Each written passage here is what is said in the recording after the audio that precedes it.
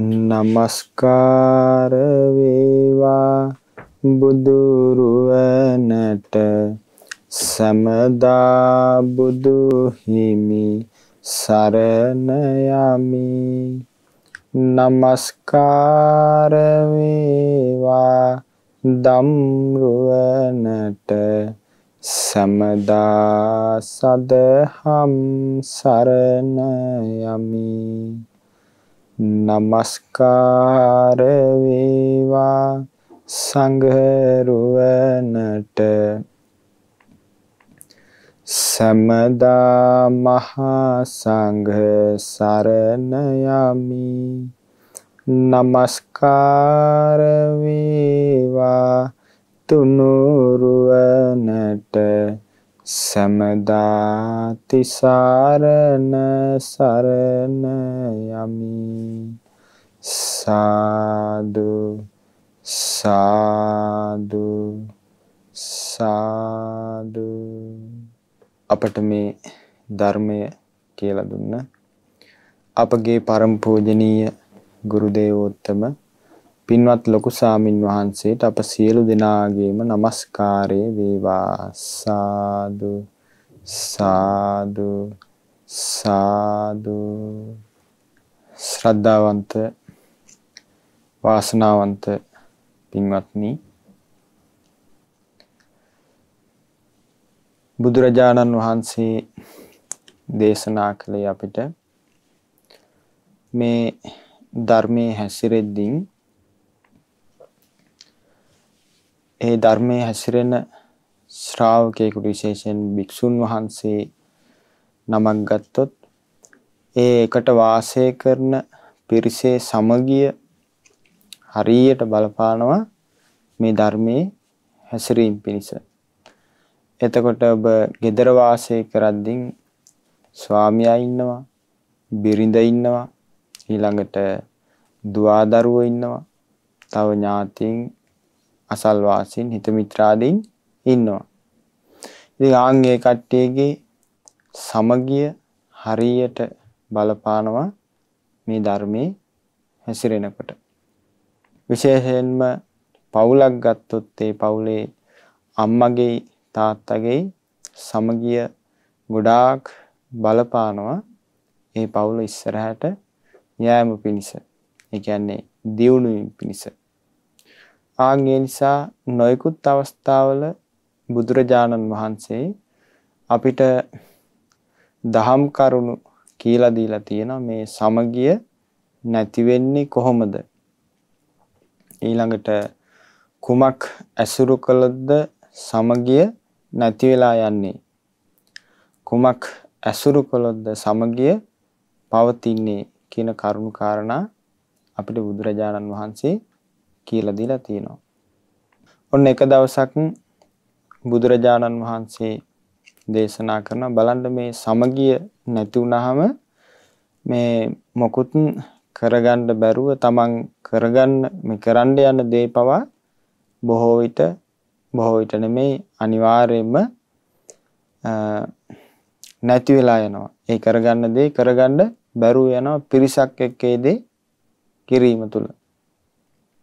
බුදුරජාණන් වහන්සේ දවසක් ලස්සන ජාතක කතාවක් දේශනා කළා. ඒ තමයි අතීතයේ ඒ ඉන්දියාවේ බ්‍රහ්මදත්ත කියලා රජ කෙනෙක් වාසය කළා. ඉතින් මේ ඒ රාජධානියේ හිටිය එක කුරුළු වැද්දෙක්. ඒ වැද්දාගේ රස්සාව තමයි කුරුල්ලෝ අල්ලලා මරලා කන එක. එතකොට මේ මස් විකුණන එක. ඔන්න අපේ බෝසතාණන් වහන්සේ එක කුරුළු යෝනියක, කියන්නේ වටු කුරුල්ලෙක් වෙලා ඉපදිලා හිටියා. එතකොට බොහෝ පිරිසක් ඒ වටු කුරුල්ල ගොඩාක් හිටියා. ඒ වටු කුරුල්ලන්ට නායකයා වෙලා තමයි බෝසතාණන් වහන්සේ හිටියේ.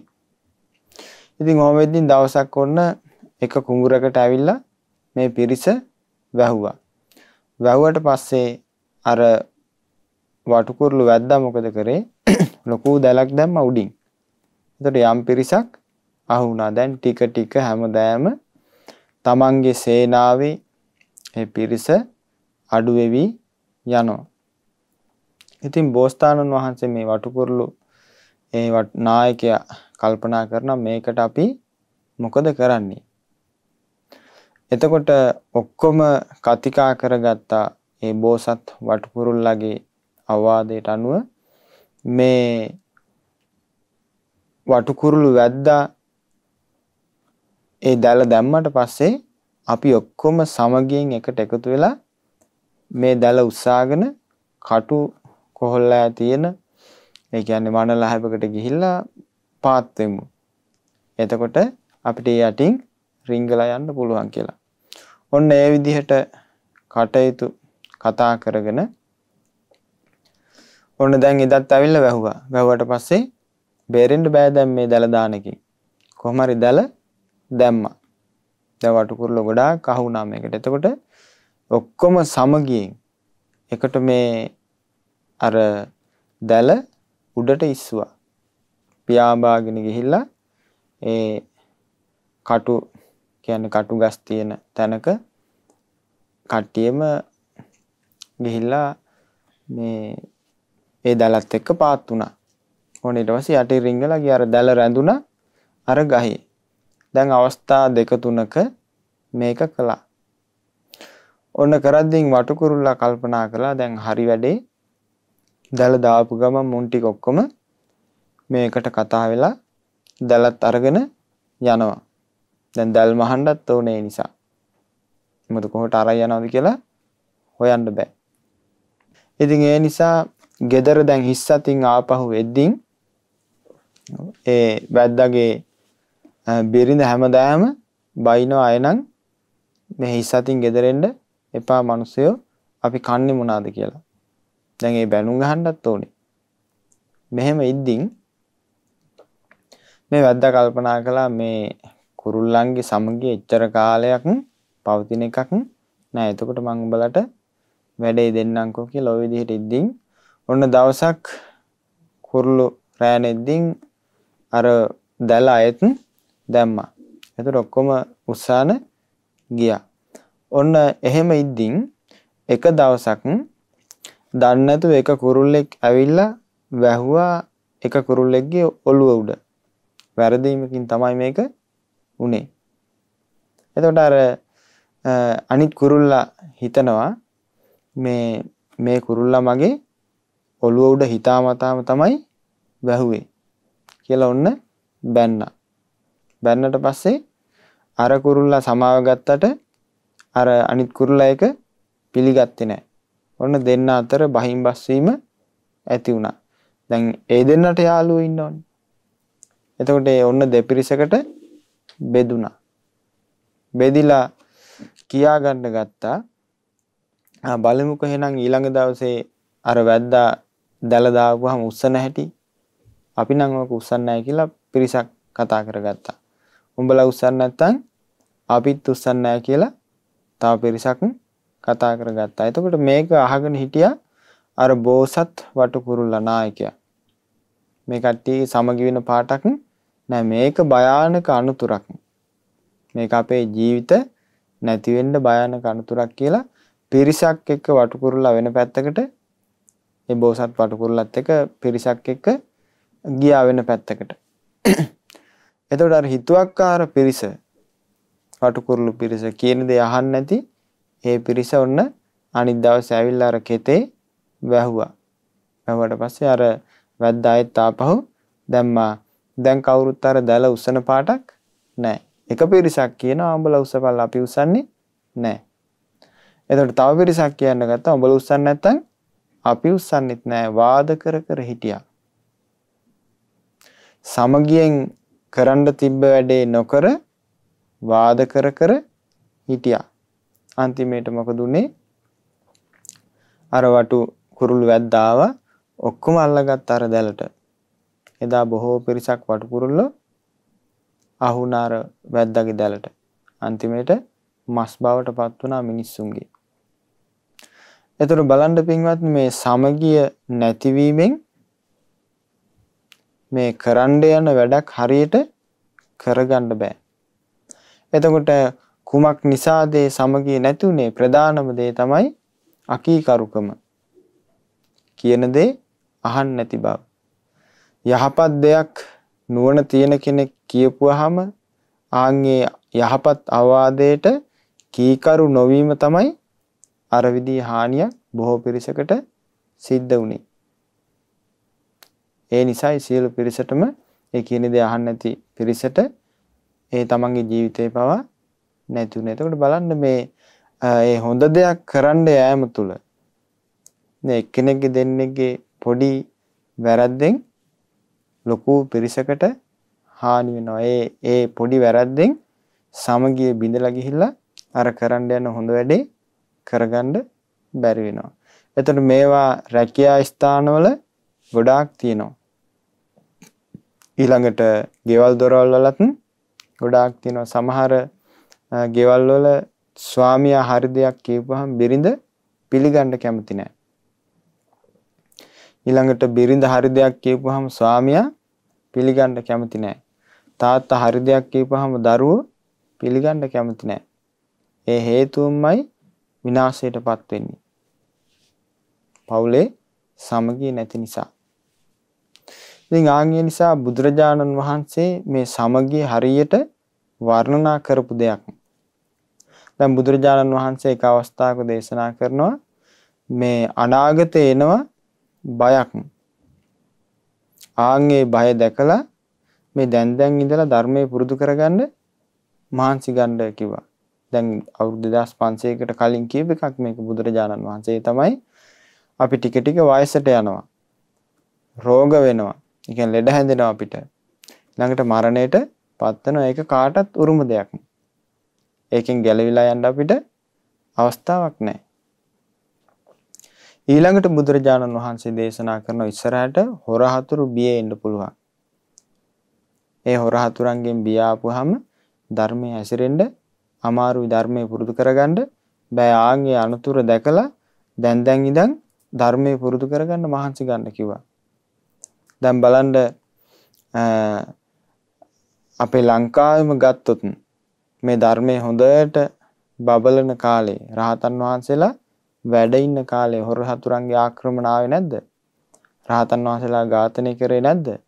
උපාසක උපාසිකාව ඝාතනය කරේ නැද්ද? එහෙම වෙච්ච අවස්ථා ඕන තරම් තියෙනවා.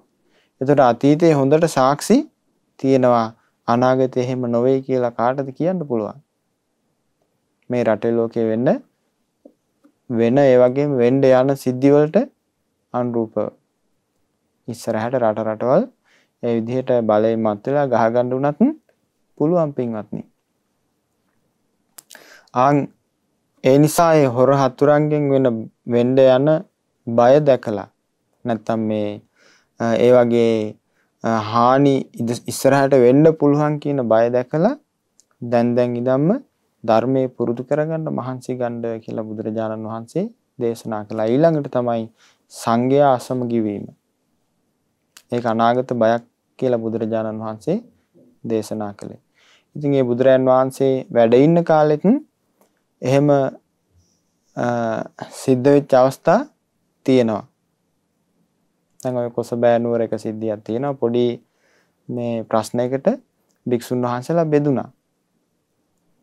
එහෙම බෙදිලා වාද විවාද කරගෙන අන්තිමේට බුදුරජාණන් වහන්සේගේ අවවාදයටත් කීකරු වෙන්නේ නැතුව ඒ විදිහට සංඝයා දෙකට බිඳුණා.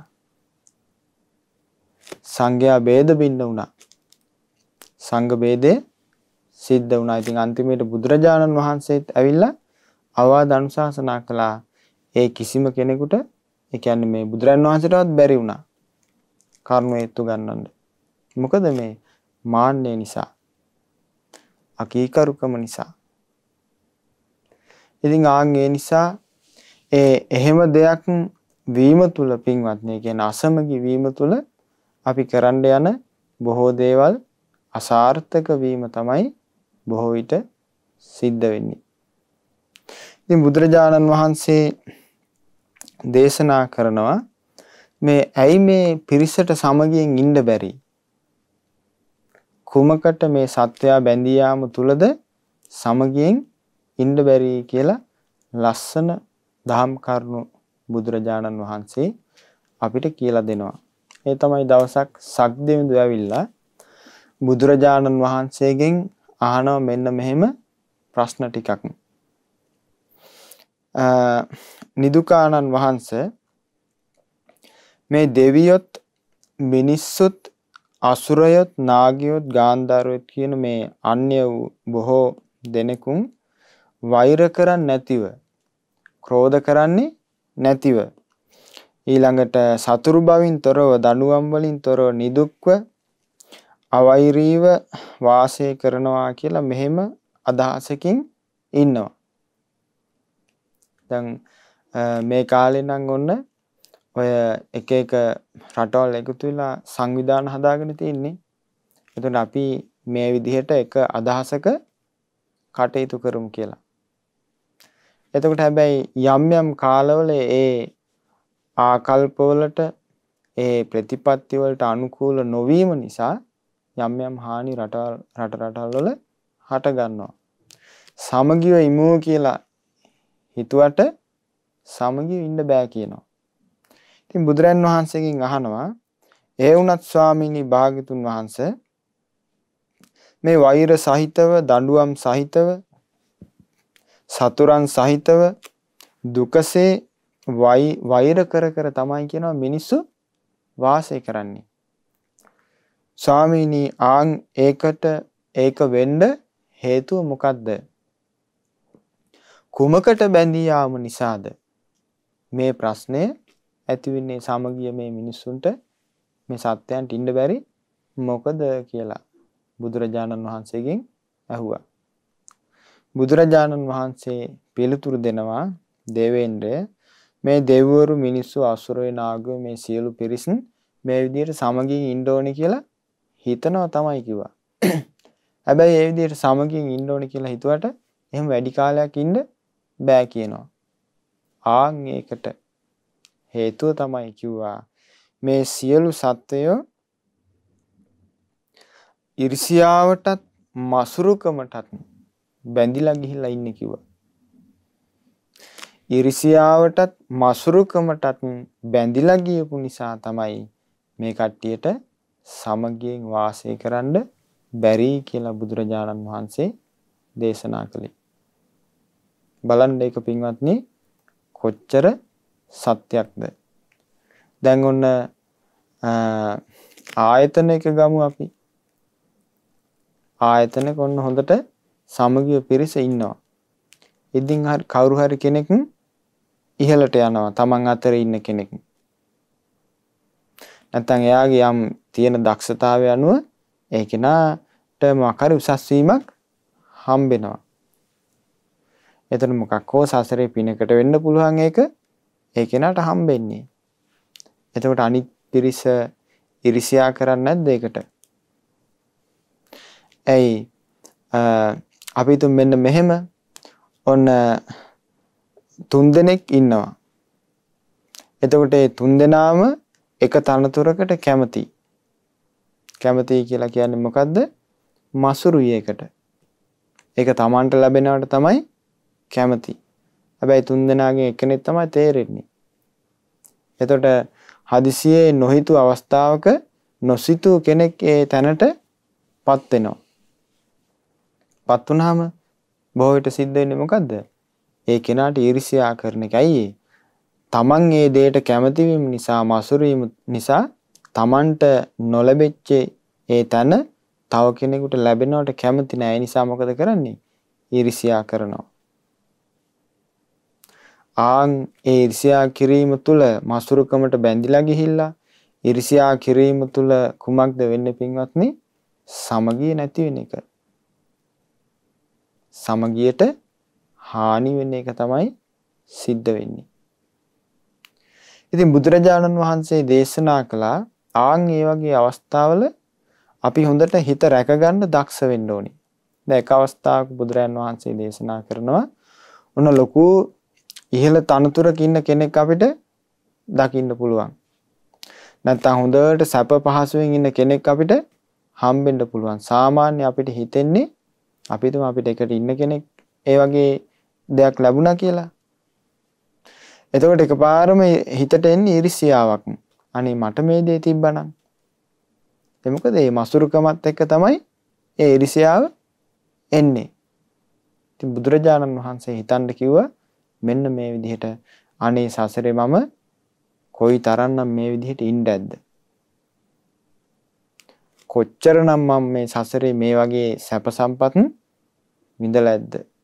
ආන් මේ විදිහට හිතන්න කිව්වා. එතකොට මොකද්ද වෙන්නේ පින්වත්නි හිතට? හිත උපේක්ෂාවටපත් වෙනවා. හිත උපේක්ෂාවටපත් වෙනවා. එතකොට ඊර්ෂ්‍යාව හිතේ වැඩ කරන්න ගන්නෙ නැහැ. ඒ මසුරුකම හිතේ වැඩ කරන්න ගන්නෙ නැහැ. ඉතින් ආන් මේ විදිහට ඊර්ෂ්‍යාවටත් මසුරුකමටත් මේ සත්වයා බැඳිලා ගියපු නිසා තමයි කියනවා මේ විදිහට සමගියෙන් වාසය කරන්න බැරි. දැන් බලන්න රටවල් ගහගන්නේ මොකද මේ? ඒ තව රටක් අල්ලගන්න කැමති බලයෙන් වැඩි කෙනා. එතකොට ඒ රටට නැත්නම් ඒ ප්‍රදේශයට මසුරු වීම තුල තව කෙනෙකුට ලැබෙනවට කැමති නැහැ. ඊර්ෂ්‍යයි. ඔන්න නැත්නම් තම අකමැති රටක් දියුණු වෙගෙන එනවා. එතන අනිත් රටයකට කැමති නැහැ. ඒ දියුණුවට කැමති නැහැ. ඒ දියුණුව Tamanට ලැබෙනවට තමයි කැමති. ඒ නිසා ඊර්ෂ්‍යා කරනවා. ආන්ගේ හේතු ඔස්සේ නොයෙකුත් අකුසල් අපේ හිතේ හට අරගෙන ප්‍රාණඝාතයට යන්න පුළුවන්. හොරකම් කරනවා. ඊළඟට ඒ දියුණුව වැළැක්වීම පිණිස නොයෙකුත් දේවල් කරනවා. ඒ මොකට බැඳිලා ගියපු නිසාද මේ? ඊර්ෂ්‍යාවටත් මසුරුකමටත් බැඳිලා ගියපු නිසා. ඉතින් බුදුරජාණන් වහන්සේ දේශනා කරන මේ භික්ෂුවකට භික්ෂුවක් ගත්තොත් භික්ෂුවකට මේ මසුරුකම් පහ ඇති වෙනවා කිව්වා. ඒ තමයි ආවාස කෙරෙහි. තමන් වාසය කරන ඒ ආවාසයට, ඒ තැනට, ඒ ඉඩමට තමන්ගේ හිත බැඳෙනවා. මසුරුකම ඇති වෙනවා. වෙන කෙනෙකුට ලැබෙනවට කැමති නැහැ. ඊළඟට ඒකට කියන ආවාස මච්චරිය. ඊළඟට කියන කුල මච්චරිය. ඒ කියන්නේ තමන්ට දානමාන දෙන තමන්ගේ ඕනෑපාකම් හොයා බලන සමහර දායකයෝ ඉන්නවා. ඒතර ඒ දායකයෝ වෙන තැන් වලට සම්බන්ධ වෙනවට කැමති නැහැ. වෙන කෙනෙක් එක්ක හිතවත්කමක් පවත්වනවට කැමති නැහැ. මේ මොකද්ද මේ? කුල මච්චරිය, දායක මච්චරිය. ඊළඟට තියෙනවා ලාභ මච්චරිය. ඔන්න තවත් ලාභයක් නැත්නම් Tamanට තියෙන ලාභයක් වෙන කෙනෙකුට ලැබෙනවට කැමති නැහැ. ඒකට කියනවා ලාභ මච්චරිය. ඊළඟට වර්ණ මච්චරිය. වෙන කෙනෙක්ව වර්ණනා කරනවට කැමති නැහැ. ඔන්න යාළුවෝ දෙන්නෙක් ඉන්නවා. එතකොට කෙනෙක් ඇවිල්ලා යාළුවා වර්ණනා කරනවා. අනේ ඔයා කොච්චර හොඳද, මේ ඔයා ගොඩක් දක්ෂයි. එක්ක රූපේ ගැන වර්ණනා කරනවා. ඔයා ගොඩක් ලස්සනයි, ඉගෙන ගන්න පුළුවන්. ඒතර අනිත් යාළුවාට බොහෝ විට හිතෙන්නේ මොකද්ද? ඊර්ෂ්‍යාවක්. ඒ මොකද? Tamanට වර්ණාව ලැබෙනවට තමයි කැමති. අනුන්ව වර්ණනා කරනවට කැමති නැහැ. ඔන්න සමහර අවස්ථාවල තියෙනවා ස්වාමියායි බිරිඳා ඉන්නවා. ඒත් ඒ බිරිඳගේ දියුණුවට ස්වාමියා කැමති නැහැ. ස්වාමියාගේ දියුණුවට බිරිඳ කැමති නැහැ. ස්වාමියා වර්ණනා කරනවට බිරිඳ කැමති නැහැ. බිරිඳ වර්ණනා කරනවට ස්වාමියා කැමති නැහැ. Tamante ඒ වර්ණාව ලැබෙනවට තමයි කැමති. මොකද්ද මේ? වර්ණ මච්චරිය. ඊළඟට තියෙනවා ධම්ම මච්චරිය. මේ ධර්මයේ දෙන්නත් කැමති නැහැ. ධර්මයේ හරියට කියලා දෙන්න කැමති නැහැ. ආන්ගේ ධම්ම මච්චරියත් භික්ෂුවකගේ හිතේ වැඩ කරනවා කියන්නේ මේ ආවාස මච්චරිය, කුල මච්චරිය, ලාභ මච්චරිය, වර්ණ මච්චරිය, ධම්ම මච්චරිය කියන මේ මසුරුකම් පහ භික්ෂුවකගේ හිතේ හට ගන්නවා කිව්වා. එහෙම හටගත්තොත් ඒවට ඇලිලා යට වෙලා නම් වාසය කරන්නේ ඒ භික්ෂුවට සෝතාපන්න ඵලය ලබන්න බෑ කියනවා. සකදාගාමි, අනාගාමි අරහත් ඵලය ගැන කවර කතාද? ආන් ඒ විදිහට ඒ මසුරුකම් වලට යටවීම නිසා බොහෝ විට සිද්ධ වෙන්නේ පින්වත්නි තමන්ගෙන් අකුසල්. අකුසල් තමයි සිද්ධ වෙන්නේ. දැන් ওই බුදුරජාණන් වහන්සේගේ කාලේ හිටියා බිලාල පාදක සෙට්ටි කියලා එක සිටුවරයෙක්. හරි ලෝභයි. කෙනෙකුට දෙන්න කැමති නැහැ. ඉතින් තරුණයෙක් හිටියා හොඳට තෙරුවන් සරණ ගියපු සිල්වත් කෙනෙක්. මෙයා බුදුරන් වහන්සේ ඉන්න ආරාමෙට කියලා බණ අහනවා. මේ ආදී ගුණධර්ම තමයි දියුණු කළේ. ඉතින් දවසක් බුදුරන් වහන්සේගෙන් බණ ඇහුවට පස්සේ මෙයාට ලොකු ආසාවක් ඇති වුණා දානයක් දෙන්න පිරිසක් එකතු කරගෙන. මොකද මෙයාට අහන්න ලැබුණා පිරිවර සම්පatti ලැබෙන්න නම් ඒ කරන්න ඕන දේ තමයි පිරිසක් එකතු කරගෙන දම්පැන් පූජා කරන්න ඕනේ. ඉතින් මේකට ආසා හිතිලා මෙයාට ඔන්න දැන් හෙට භික්ෂුන් වහන්සේලා වඩිනවා. බුදුරන් වහන්සේ ප්‍රමුඛ භික්ෂුන් වහන්සේලා වඩිද්දින් දැන් හෙට කියන්නේ ලොකු බොහෝ භික්ෂුන් වහන්සේලා වඩින නිසා ලොකු වෙලාවක් නැහැ. මෙයා ගම් පුරා ගිහිල්ලා මම මෙහෙම දානයක් දෙනවා. ඉතින් කැමති අය උදව් කරන්න කියලා ඔන්න කියානේ ගියාට බොහෝ පිරිසක් උදව් කරා. අර සිටුවරයාගේ ගෙදරටත් ගියා. ගියාට පස්සේ කිව්වා මේ විදිහේ දානයක් මම දෙන්න හදනවා. ඉතින් සිටුතුමනි කැමති නම් ඔබතුමත් සම්බන්ධ වෙන්න කියලා. එතකොට මෙයා මේ ඇඟිලි තුඩු වලට අහු වෙන විදිහට අතෙන් අරන් හාල් ටිකක් දුන්නා. ඊළඟට සීනි ටිකුත් දුන්නා. දැන් මෙයාට එකපාරම හිතුනේ මෙහෙම මේ මොකුත් නැති තරුණයා මේ අපිවත් අභිභව යන්න හදනවනේ. මොකද්ද මේ ඉරිසියාව? ඉරිසියාව නිසා තමයි මේ ප්‍රශ්නේ හටගත්තේ. ඇයි තව කෙනෙක් ඒ විදිහට පින්දහම් කරනවට කැමති නැහැ. තව කෙනෙකුට කීර්තිය ලැබෙනවට කැමති නැහැ. තව කෙනෙක්ගේ හොඳක් පැතිරෙනවට කැමති නැහැ. ඇයි Tamanට ලැබෙනවට තමයි කැමති. ඒ නිසා ඉරිසියයි. ඉතින් අර විදිහට ඉඳා කියලා දුන්නා. අර තරුණයාගේ හිතේ කිසි වෙනසක් ඇති වුණේ නැහැ. අනේ මේ පොඩ්ඩක් දුන්නේ දැන් වෙන කෙනෙක් නම් බයිනවන්නේ. මෙච්චර සල්ලි තිබිලා මේ පොඩ්ඩයි දුන්නේ කියලා බයින. හැබැයි එහෙම කියන්න ගියේ නෑ මේ තරුණයා. ඇයි ඒ? තෙරුවන් සරණ ගිහිල්ලා ඉන්න නිසා. එහෙම අනුන්ගේ දෙයට අවමන් කරන්න ගියේ නෑ. ඉතින් ඔන්න ඔය විදිහට කරලා දානෙත් දුන්නා. බුදුරන් වහන්සේ ප්‍රමුඛ භික්ෂු සංඝයා වැඩලා දානේ පූජා කළා.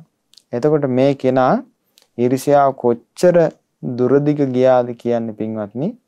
එයාට නම වැටුණා බිලාල පාදක සෙට්ටි. හේතුව තමයි මේ ඇඟිලි තුඩු වලින් දුන්න නිසායි. බලල් පාදේ වගේනේ.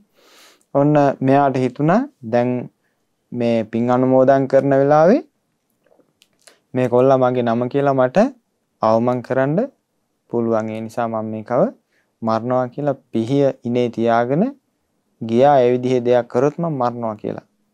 දැන් බලන්න මේ ඊර්ෂ්‍යාව ගියපු දුර. ප්‍රාණඝාතයක් කරන්න පවා ඊර්ෂ්‍යාව මුල් වුණානි. ඔන්න ඊට පස්සේ අර තරුණයා ඉස්සරහට ඇවිල්ලා බුදුරන් වහන්සේට කියා හිටිනවා ස්වාමීනි භාග්‍යතුන් වහන්සේ මේ හොඳට ගොඩාක් උපකාර කරපු අයත් හිටියා මේ දානෙට. පොඩිවට පුළුවන් විදිහට උපකාර කරපු අයත් හිටියා ස්වාමීනි. ආන්ගේ සියලු දෙනාට මේ මං අද රැස් කරගත්ත පින සමලෙස අනුමෝදන් කරනවා කියලා ඒ හැමෝටම එක විදිහට මෙයා පින් අනුමෝදන් කරා. ඒතර බලන්න මේ තරුණයාගේ තියෙන දියුණුව. දැන් වෙන කෙනෙක් නම් සමහරට මට අවමන් කරලා තමයි මේ මිනිස්සයා මේ හාල් ටික දුන්නේ කියලා එහෙම අර හිතේ අමනාපයක් ඇති වෙන්නේ නැද්ද? දැක්කොත් ඇති වෙනවා. මේ තරුණයාගේ එහෙම අදහසක් නැහැ. අනුන්ට අවමන් කරන්න ගියෙත් නැහැ. තමන්ගේ හිතත් රැකගත්තා. ඒ තමන්ගේ හිත රැකගත්ත නිසාම තමන් රැකිච්ච නිසාම අනිත් අයත් රැකුණා. අර මිනිස්සයා ඇවිල්ලා පිහිය ඈතට විසි කරලා බුදුරයන් වහන්සේ ඉස්සරහා වැඳ වැටුණා. අනේ ස්වාමීනි භාග්‍යතුන් වහන්සේ මට සමා වෙන්න මං අතින් වැරද්දක් වුණා කියලා මම මේ තරුණයා ගැන දන්නේ නැතුව මේ විදිහේ දෙයක් මම කිව්ව මම මේ මරන්න ආවේ කිව්වද. පස්සේ එයත් තෙරුවන් සරණ ගියා. ඒතර බලන්න මේ කෙනෙක්ගේ ඉවසීම නිසා, ඉරිසියා නොකිරීම නිසා, අනුන්ට නිନ୍ଦා අපහාස නොකිරීම නිසා ඒ කෙනාටත් යහපත සැලසුණා. ඒ හේතුවම තව කෙනෙකුට යහපත සැලසුණා. කුමක් නිසාද? මෛත්‍රී කරුණාව නිසා. ඒකයි බුදුරජාණන් වහන්සේ දේශනා කරන එක අවස්ථාවක පින්වත් මහණෙනි මේ අනුන්ව රකින්න ඕනේ කියලා හිතනවා නම් ඒක නා පුරුදු කරන්න ඕනේ කිව්වා මේ කරුණුට. ඒක තමයි පළවෙනි එක ඉවසීම. දෙවෙනි එක අවිහිංසාව. ඒ කියන්නේ මරණ කොටන ගහන අදහස් නැතිව වාසය කරන්න ඕනේ මේ සිතෙන්. ඊළඟට මෛත්‍රී චිත්තයත් කරුණාවත්.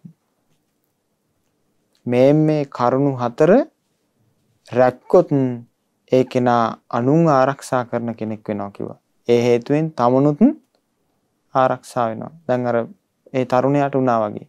ඉවසීමේ යුක්තව, මෛත්‍රී කරුණාවෙන් යුක්තව ඒ විදිහට අපහාස කරන්න ගියපු නැති නිසා අර තමනුත් ආරක්ෂා වුණා. අර මනුස්සයත් එකකින් ආරක්ෂාලා එයාට ධර්මය හම්බෙන්න, තෙරුවන් සරණ යන්න ඒ තමන්ගේ ඉවසීම, ඒ ගුණාංග ටික උපකාරී වුණා. ඉතින් ආන්ගේ එවැනි ප්‍රශ්න හටගන්නේ පින්වත්නි මේ ඉරිසියාවට බැඳී යාම නිසා, මේ මසුරුකමට බැඳී යාම නිසා. ඉතින් ඔන්න බුදුරජාණන් වහන්සේ ඒ උත්තරේ දුන්නාට පස්සේ සක්දෙවිඳු කියනවා ස්වාමිනී භාග්‍යතුන් වහන්සේ මට බොහෝ කාලයක් තිස්සේ තිබ්බ ප්‍රශ්නයක් තමයි කිව්වා මේක. දැන් මේ සැකේ මට දුරු වුණා. ඉතින් ස්වාමිනී භාග්‍යතුන් වහන්සේ මට තවත් ප්‍රශ්නයක් තියෙනවා. ඒ තමයි මේ ඉරිසියාවත් මසුරුකමත් කුමක් නිසාද හටගන්නේ? ඇයි මේ ඉරිසියාවයි මසුරුකමයි හටගන්නේ? ඊළඟට කුමකින් උපදින දෙයක්ද? කුමකින් ප්‍රබය වෙන දෙයක්ද? ඇයි මේ ඊර්ෂ්‍යාවත් මසුරුකමත් හටගන්නේ කියලා බුදුරන් වහන්සේගෙන් ඇහුවා.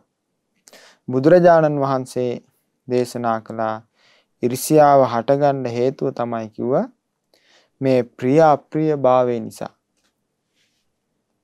මේ ප්‍රිය ස්වභාවයත් අප්‍රිය ස්වභාවයත් නිසා තමයි කිව්වා ඉවසීම හටගන්නේ. එකෙන් තමයි කිව්වා ඉරිසියාවත් මසුරුකමත් උපදින්නේ. ආන්ගේ ප්‍රියාප්‍රිය භාවය යම් කෙනෙක්ගේ හිතින් දුරු වුණා දෙදාට ඉරිසියාවයි මසුරුකමයි නැති වෙලා යනවා කිව්වා. එතකොට බලන්න පින්වත්නි සාමාන්‍ය හිතේ ස්වභාවය තමයි අපි ප්‍රිය කරන කෙනාට, අපි කැමති කෙනාට සාමාන්‍ය නැත්නම් අපි කැමති දේවල් වලට මසුරුයි. අපි අප්‍රිය අමනාප දේවල් වලට ඉරිසියා කරනවා. එක අවස්ථාවක බුදුරජාණන් වහන්සේ දේශනා කරනවා ඔන්න මෙන්න මෙහෙම ප්‍රශ්න හට ගන්නවා කිව්ව මේ ලෝකේ. තමයි ප්‍රේම. ඒකේ ප්‍රේමය නිසා හට ගන්නවා ප්‍රේමය. ඔන්න ඔබ හිතන්න දැන් ඔබට දරුවෙක් ඉන්නවනම් ඒ දරුවාට ඔබ ගොඩාක් ආදරෙයි. එතකොට ඒ දරුවාගේ ඉන්නවා තව හොඳ යාළුවෙක්. හොඳ ගුණධර්ම තියෙන යාළුවෙක්, දෙන්න හරි හිතවත්. එතකොට ඒ දරුවාගේ හොඳ යාළුවා කියලා හිතලා මේ තමයි මගේ පුතාගේ නැත්තම් දුවගේ හොඳම යාළුවා, මෙයා ගොඩාක් හොඳයි කියලා හිතලා අර අනිත් දරුවා කෙරෙහි තමන්ගේ හිතේ සෙනෙහසක් උපදින්නේ නැද්ද? ප්‍රියභාවයක් උපදිනවා. ආන් ඒකට කියනවා ප්‍රේම. ඒ ඔස්සේ ප්‍රියභාවය උපදිනවා. එතකොට මේ ප්‍රියභාවය අසුරු කරගෙන ඒ තමන්ගේ පුතාට හෝ නැත්නම් ඒ පුතාගේ යාළුවට ඉරිසියා කරන්න යන්නේ නැහැ. එයාලගේ දියුණුවම පතනවා. ඔන්න තව ස්වභාවයක් තියෙනවා ප්‍රේම දෝෂ. ඒ තමයි අපි කැමති කෙනෙක් ඉන්නවා. අපි ඒ උදාහරණයෙන්ම ගමු. ඒ ඔන්න තමන්ගේ පුතාට නැත්නම් දුවට අපි ගොඩාක් ආදරේ. එයා අම්මා හෝ තාත්තා. එතකොට ඒ දුවට ඊර්ෂ්‍යා කරන, වෛර කරන නැත්නම් දුවගේ පුතාගේ අයහපත කැමති තව කෙනෙක් ඉන්නවා. හතුරෙක්. එතකොට මේ මගේ දුවගේ පුතාගේ හතුරා නැත්නම් මේ මගේ දුවට පුතාට හතුරුකම් කරන කෙනා කියන අදහසින් අර කෙනා කෙරෙහි අප්‍රිය බවක් අපේ හිතේ හට ගන්නවා. ඒ කුමක් නිසාද? තව කෙනෙකුට ආදරය කරන නිසා. තව කෙනෙකුට ප්‍රිය කරන ස්වභාවය නිසා අර ඒ දෙන්නගේ අකමැත්ත තුල නැත්නම් ඒ ප්‍රශ්නේ තුල අර කෙනා කෙරෙහි අපිට අප්‍රිය බවක් උපදිනවා. ඒකට කියනවා ප්‍රේමය නිසා හටගන්නවා ද්වේෂය. එතකොට අර අමනාප කෙනාගේ දියුණුව අපි කැමති වෙන්නේ නැහැ. එයාට ඊර්ෂ්‍යා කරනවා. ඒක න ඉහළට යනවට කැමති වෙන්නේ නැහැ අපි. ඒක නට යම් හොඳක් වෙනව නම් කැමති වෙන්නේ නැහැ අපි. හදිසියෙවත් තමන්ගේ පුතාට වැඩි ඒක නා හොඳට විභාගයකින් පාස් වුණොත් අපේ හිතේ සතුටක් නෙමෙයි උපදින්නේ, බොහෝ විට උපදින්නේ ඊර්ෂ්‍යාවක්. ආන් ඒ නිසා ප්‍රේම දෝෂ. ඒකට කියනවා ප්‍රේම දෝෂ කියලා. ඊළඟට තියෙනවා ද්වේෂ ප්‍රේම. ඒ තමයි ඔන්න අපි අකමැති කෙනෙක් ඉන්නවා. එයා අපිට ප්‍රිය නැහැ, අප්‍රියයි. එතකොට ඒ කෙනාට අකමැති පිරිසක් ඉන්නවා. දැන් අපි කැමති නැති කෙනාට තමයි තව පිරිසක් ඉන්නවා අකමැති. එයාගේ දියුණුව අකමැති. එයාට යම් යම් අකටයුතුකම් කරන පිරිසක් ඉන්නවා. එතකොට අර අපිට අර ඒ පිරිස කෙරෙහි යම් කැමැත්තක් ඇති වෙනවා. රටවල් අතරත් ඒ ප්‍රශ්නේ තියෙනවා. අපි හිතමු අපි අකමැති රටක් තියෙනවා. රටක ප්‍රධානියෙක් කියලා. එතකොට ඒ රටට කැමති නැති තව රටවල් තියෙනවා. එතකොට මේ ප්‍රධානියා අනිත් රටවල් එක්ක සම්බන්ධකම් පවත්වන්නේ නැද්ද? පවත්වනවා. ඒ රටවල් වල දියුණුව කැමති වෙනවා. මොකද අර රටේ නායකයාට තියෙන අමනාපයත් එක්ක නැත්නම් ඒ රටට තියෙන අමනාපයත් එක්ක. ආන් ඒ හේතුවෙන් හට ගන්නවා දෝෂ ප්‍රේම. ඒ රටවල් විතරක් නෙමෙයි පුජ්‍යලයන් අතරත් ඒ විදිහට තමයි. ඊළඟට තියෙනවා දෝෂ. ඒ තමයි ඔන්න කෙනෙක් ඉන්නවා එයාට ඒ කෙනා කැමති නැහැ. අප්‍රියයි. ඒ කෙනාට හිතවත් පිරිසක් ඉන්නවා. එතකොට අර මේ මගේ අහිතවත් කෙනාගේ හිතවත් පිරිස කියලා ඒ හිතවත් පිරිස ගැන අපේ හිතේ අකමැත්තක් හටගන්නේ නැද්ද? අප්‍රිය අමනාප බවක් හටගන්නවා. මොකද මේ මගේ හතුරගේ යාළුවෝ ටික කියලා. ආන් ඒ හේතුවෙන් ද්වේෂය නිසා හටගන්නවා ද්වේෂය. ඉතින් අර කට්ටියගේ දියුණුව කැමති වෙන්නේ නෑ. මේ ඔක්කොම බලන්න පින්වත් ඊර්ෂ්‍යාව හටගන්නවා ඊට පස්සේ. ඒ කට්ටියගේ විනාශය පතනවා. මේ ඔක්කොම අකුසල් නේද එතකොට? ඒකයි මේ මාර්ගඵලලාභී කෙනෙකුට ඒ ප්‍රශ්න හටගන්නේ නෑ. ඒ කියන්නේ සෝවාන් ශ්‍රාවකයෙක් කවදාවත් ඡන්දයෙන් අගතියට යන්නේ නෑ. කැමැත්තෙන් අගතියට ගිහිල්ලා ඒ විදිහ අකටයුතුකම් කරන්නේ නෑ. ඊළඟට තරහෙන් අගතියට යන්නේ නෑ. ඊළඟට බයෙන් කවදාවත් අගතියට ගිහිල්ලා දෙපිරිසටම හානි වෙන දේවල් කරන්නේ නෑ. ඊළඟට මෝහයෙන් අගතියට යන්නේ නෑ. මාර්ගඵලලාභී ශ්‍රාවකයෝ. ඉතින් එතනට යනකම් අවස්ථානුකූලයි ඒ කෙනාගේ ඒ ධර්මයේ හැසිරීම. අර ප්‍රඥාව නැත්නම් ශ්‍රද්ධාව නැති වෙච්ච ගමන්. මොකද ශ්‍රද්ධාව නැති වෙච්ච ගමන් එතන ප්‍රඥාවේ ක්‍රියාකාරීත්වයක් නැහෙනි. ප්‍රඥාව හැසිරීමක් නැහැ එතන.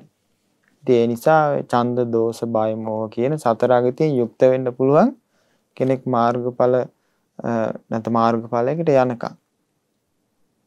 ඉතින් ආන් ඒ විදිහට තමයි කිව්වා ප්‍රියාප්‍රිය භාවය නිසා ඉරිසියාවත් මසුරුකමත් හට ගන්නවා කියලා බුදුරජාණන් වහන්සේ දේශනා කළා. ඊළඟට සක්දෙවිඳ කිව්වා ස්වාමිනී ඒකත් හරි. එතකොට මේ ප්‍රියාප්‍රිය බව හටගන්නේ කුමක් නිසාද කියලා බුදුරන් වහන්සේ දේශනා කළා. ප්‍රියාප්‍රිය බව හටගන්නේ කැමැත්ත නිසා කියලා. කැමැත්ත නිසා තමයි කිව්වා ප්‍රියභාවයත් අප්‍රියභාවයත් හටගන්නේ. අකමැත්ත කියලා කියන්නේ එක්තරා විදිහක කැමැත්තක් නෙනේ. ඒකටත් අපි තණ්හාවෙන් බැඳලා යනවනේ. ඔන්න අපි ආස කරන කෙනෙක් ඉන්නවා. එයාටත් අපි තණ්හාවෙන් බැඳිලා යනවා. අපි තරහ වෛර කරන කෙනෙක් ඉන්නවා. ඒත් ඉතින් තණ්හාවේ එක්තරා ස්වභාවයක් නේක. එයාටත් අපි නොදන්නවා වුණාට හිතින් බැඳිලා ඉන්නේ වෛරයෙන්. ඉතින් කැමැත්ත නිසා තමයි කිව්වා ප්‍රියාප්‍රිය බව හටගන්නේ. ඉතින් ඔන්න ඒක කිව්වට පස්සේ සක්දෙවිඳු අහනවා ස්වාමීනි භාග්‍යතුන් වහන්සේ හරි දැන් මම මේ ප්‍රශ්නෙත් දැනගත්තා. ස්වාමීනි මේ කැමැත්ත හටගන්නේ කුමක් නිසාද කියලා බුදුරජාණන් වහන්සේගෙන් අහුව. කැමැත්ත හටගන්න හේතුව තමයි කිව්වා මේ කැමැත්ත හටගන්නේ කෙලෙසුන්ට අනුව කල්පනා කරන්න යාම තුල. මේ කෙලෙස් සහගතව කල්පනා කරන්න යාම තුල තමයි කිව්වා කැමැත්ත හටගන්නේ. දැන් අපි හිතමු රාගය හටගන්නවා සුබ නිමිත්තත් අයෝනිසෝ මානසිකාරයත්. නිමිති සුබ විදිහට ගන්න ගිහිල්ලා ආයෝනිසෝ මානසිකාරයෙන් වැරදි විදිහට හිතන්න ගියපහම තමයි රාගය හටගන්නේ. තරහ හටගන්නවා පටිඝ නිමිත්තත් අයෝනිසෝ මානසිකාරයත් නිසා. ඒ තරහ හටගන්න අරමුණට අනුව නිතර නිතර කල්පනා කරන්න යාම තුළ එයාගේ හිතේ තරහ වර්ධනය වෙනවා. එතකොට කුමක් නිසාද මේ? කෙලෙසුන්ට අනුව කල්පනා කිරීම නිසා. ඒ නිසා තමයි කැමැත්ත ඒ අකමැත්ත හිතේ උපදින්නේ. ඒ හේතුවෙන් ප්‍රියාප්‍රිය භාවය උපදිලා ඊර්ෂ්‍යා මසුරුකම් වලට යනවා. ඉතින් බුදුරයන් වහන්සේගෙන් අහනවා ඊළඟට ස්වාමීනි මේ කෙලෙසුන්ට අනුව කල්පනා කිරීම ඇති වෙන්නේ කුමක් නිසාද? ඒ තමයි කිව්වා මේ කෙලෙස් සහගත සංඥාවල් වැළඳගෙන සිටීම නිසා. ඒ තමයි මොනවාද පින්වත්නි කෙලෙස් සහගත සංඥාවල්? මේ අසුබ දේ අපි හඳුනාගන්නේ සුබයි ශා ලස්සනයි කියලා. ඒ හේතුවෙන් තමයි රාගයෙන් බැඳිලා යන්නේ. ඊළඟට අනිත්‍ය දේ අපි හඳුනාගන්නේ නිට්ටයයි කියලා. අනිත්‍ය වෙලා යනවා මේ ලෝකේ හැම දෙයක්ම. හැබැයි නිට්ටය සංඥාවෙන් තමයි අපි ගන්න. ඒකයි අපි ගෙවල් දොරවල් වලට බැඳින්නේ. දුවා දරුවන්ට, ඥාති හිත මිත්‍රාදීන්ට, බිරිඳට, ස්වාමියාට, දරුවන්ට, තමන් වැඩ කරන තැනට, රටවල් වලට. මේ මොකද මේ අනිත්‍ය වූ දේ නිට්ටය සංඥාවෙන් වැළඳ ගැනීම නිසා.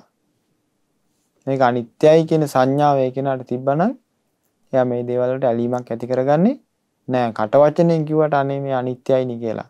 යම් දැනුමක් විදිහට තිබ්බට හැබෑවටම අනිත්‍ය අවබෝධ වෙච්ච කෙනා ඒ නිස්සාරණ ප්‍රඥාවෙන් නැත්තම් නොයැලුණු ප්‍රඥාවෙන් යුක්තව තමයි මේ දේවල් පරිහරණය කරන්නේ. ඊළඟට තියෙනවා දුක්ඛේ සුඛ සංඥා. දුක්ඛමයි උපද්දවන්නේ අපිට මේ හැමදේම. හැබැයි අපි සැපයි කියලා ගන්නෙ. දරුවෝ නිසා, ස්වාමියා නිසා, බිරිඳ නිසා, තමන් හරි හම්බ කරපු දේවල්. මේ හැම දෙයකින්ම අපිට උපද්දවන්නේ දුකක්මයි. ඒ වුණාට අපිට හැම දෙයක් තේරෙන්නේ නෑ. අපි සැපයි කියලා ගන්නවා. අනත්තේ අත්ත් සංඥා. මට ඕන විදිහට පවත්වන්න බැරි මේ සියලු දේවල් අපි ගන්නවා ආත්ම සංඥාවෙන්. මට ඕන විදිහට පවත්වන්න පුළුවන් කියලා. මෙන්න මේ කෙලෙස් සහගත සංඥාවල් වැළඳ ගැනීම තුළ තමයි මේ සියලු ප්‍රශ්න හටගන්නේ කියලා බුදුරජාණන් වහන්සේ දේශනා කළා. එතකොට මේ සියලු සත්‍යයන්ට තියෙන ප්‍රශ්නේ තමයි පින්වත්නි මේක. එතකොට ආන්ගේ වැරදි සහගත සංඥාවල් වැරදි විදිහට හිතන්නේ නැතුව හරි පැත්තට හරවා ගැනීම පිණිසයි අපි මේ ධර්මයේ පුරුදු කරන්න ඕනේ. අනිත්‍ය දේ අනිත්‍ය විදිහට දකින්න. දුක් දේ දුක් විදිහට දකින්න. ඊළඟට තමාගේ වශයෙන් පවත්වන්න බැරි දේ තමාගේ වශයෙන් පවත්වන්න බෑ කියලා ඒ විදිහට දකින්න. අසුබ දේ අසුබ වශයෙන්ම දකින්න මහන්සි ගන්න ඕනේ. එදාට තමයි අපිට මේ කන පිට හැරිලා තියෙන ලෝකේ හරියට දකින්න පුළුවන් වෙන්නේ. මේකට කියනවා අවිද්‍යාව කියලා. එතකොට බොහෝ සත්‍යෝ බොහෝ නෙමෙයි සියලු සත්‍යයන් පාහේ වාසය කරන්නේ මේ අවිද්‍යාව තුළ. ඉතින් හරියට ලෝකේ දිහා දකින්න මහන්සි ගන්නවා කියලා කියන්නේ මේ ධර්මයට අනුව මේ ලෝකෙ දිහා බලන එක. ඒකින් තමයි හරියට ලෝකෙ දිහා ලෝකය ගැන දැනගන්න පුළුවන් වෙන්නේ. බොහෝ පිරිසක් මුලා වෙලා ඉන්නෙත් ආන්ගේ ලෝකයටමයි. ඉතින් ආන්ගේ නිසා ඒ පින් කරද්දී ධර්මයේ හැසිරෙද්දී ඒ වැරදි විදිහට දකින්න හුරු වෙලා ඉන්න ස්වභාවය හරි විදිහට දැකීම පිණිස තමයි ඒ ශ්‍රාවකයා මහන්සි ගන්න ඕනේ. ඉතින් ආන්ගේ නිසා ඒ ලෝකයට මුලා වෙලා ලෝකයට වසඟ වෙලා ඉන්න මේ එහෙම ස්වභාවික යුක්ත හිතක් පරිහරණය කර කර තමයි මේ ලෝක සත්‍යය ඉන්නේ. ඉතින් ආන්ගේ ස්වභාවයෙන් අත්මිදිලා හරියට ලෝකේ දකින්න අද මේ කියලා දුන්න දහම් කරුණු අප සියලු දෙනාටම උපකාර වෙත්වා. සාදු සාදු සාදු. අද මේ පින්පූර්ණ ශ්‍රාවකයෝ සඳහම් දේශනාව සඳහා අනුග්‍රාහක දායකත්වයේ දරන්නේ නොම්බර 4 තිබ්බොටුගොඩ පාර ලබුගම හල්තොට යන ලිපිනේ පදිංචි පින්වත් කුසුම් කුලවර්ධන මහත්මිය, සෙනාලි කුලවර්ධන දියණී සහ හිරෝස මුණසිංහ ඒ බෑණුනුවන් විසින්. ඉතින් රැස් කරගත් සියලුම පුණ්‍ය ධර්මයන් අපි සියලු දෙවියන්ට අනුමෝදන් කරමු. සක් දෙවිඳුන් සතරවරන් දෙවරුන් ඇතුළු සදෙව්ලෝ වාසී සියලු දෙවියෝ මේ පින් අනුමෝදන් වෙත්වා. බ්‍රහ්මකායික සියලු දෙවියෝ මේ පින් අනුමෝදන් වෙත්වා. දෙවියන්ගේ දිව්‍ය ආශීර්වාද මේ පුණ්‍යානුභාවයෙන් වඩ වඩාත් වර්ධනය වෙත්වා. සේක බල ධර්මයන්ගේ වැඩෙත්වා. ඒ සියලු දෙවියන්ට චතුරාර්ය සත්‍ය ධර්මය අවබෝධ කරගන්න වාසනාව ලැබෙත්වා. සාදු සාදු සාදු.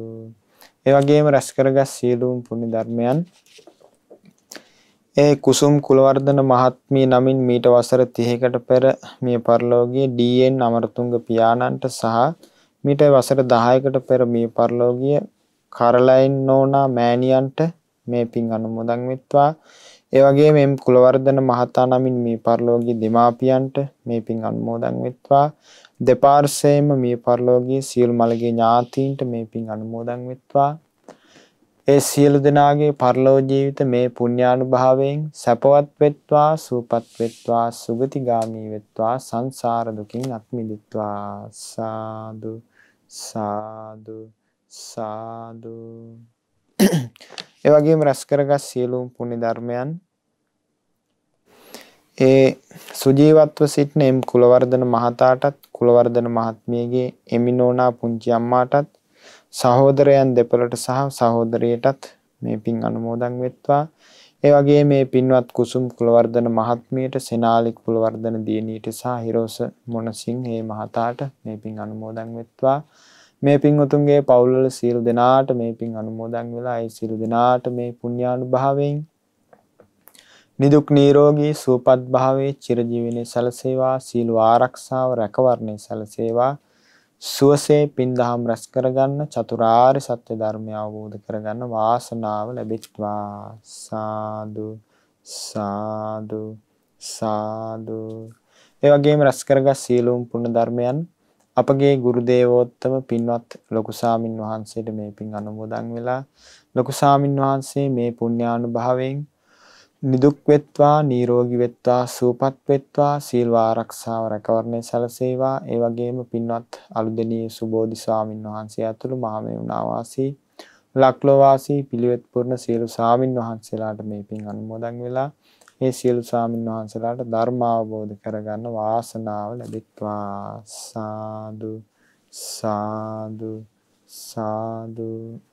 ඒ වගේම රැස් කරගත් සියලුම පුණ්‍ය ධර්මයන් ඒ කොරෝනා වෛරස හේතුවෙන් රෝගාතුරව සිටින ලක්ලෝ වාසී සියලු පින්වතුන්ට මේ පින් අනුමෝදන් වෙලා ඒ සියලු දෙනාට මේ පුණ්‍යානුභාවයෙන් නිදුක් නිරෝගී සුවපත් භාවයේ සැලසේවා. සාදු සාදු සාදු.